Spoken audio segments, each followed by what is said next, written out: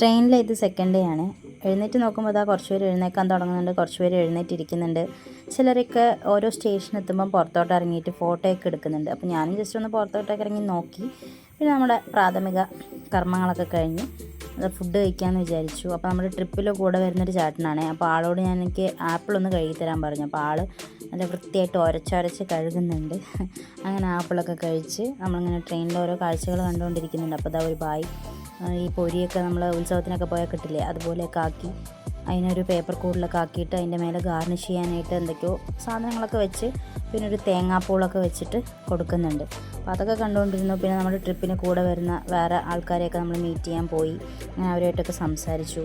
പിന്നെ കുറച്ച് നേരം നമ്മളിങ്ങനെ പ്രകൃതി ഭംഗിയൊക്കെ ആസ്വദിച്ച് നിന്നു. അപ്പോൾ അത് വെസ്റ്റ് ബംഗാളിലൂടെയാണ് ട്രെയിൻ ഇപ്പോൾ പൊയ്ക്കൊണ്ടിരിക്കുന്നത്. അപ്പോൾ ഓരോ സ്റ്റേഷൻ എത്തുമ്പോൾ ചുമ്മാ ഒന്ന് കറങ്ങും പിന്നെ കയറും. ഈ ഒരു രാത്രിയും കൂടി കഴിഞ്ഞാൽ നമ്മൾ നാളെ ഗുവാഹട്ടി എത്തും. അപ്പോൾ അതിൻ്റെ ത്രില്ലിലാണ് ഞാൻ. രാത്രി കഴിക്കാൻ എനിക്ക് പ്രത്യേകിച്ച് ഫുഡൊന്നും ഉണ്ടായിരുന്നില്ല, പാക്ഡ് ഫുഡൊക്കെ കഴിഞ്ഞു. അപ്പോൾ നമ്മൾ ട്രെയിനിൽ ദേശീയ ഭക്ഷണമായ അണ്ടാ ബിരിയാണി വാങ്ങിയിട്ടുണ്ട്. അപ്പോൾ അതും കൂടി കഴിച്ച് നമ്മൾ കിടന്നുറങ്ങുകയാണ്. Tata bye.